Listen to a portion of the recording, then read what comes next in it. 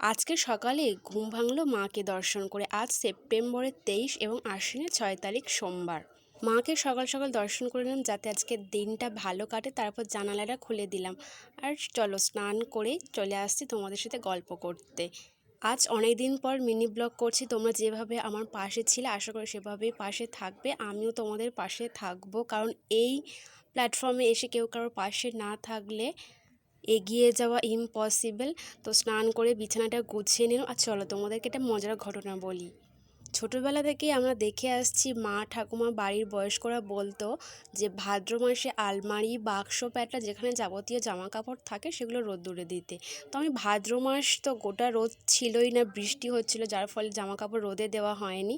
তো আজ দিয়েছি। আর দুপুরে এতটাই গরম পড়েছিল, করেছি হালকা পাতলা মাছের ঝোল, নিম বেগুন আর গাছের কাঁকরোল আলু ভাজা।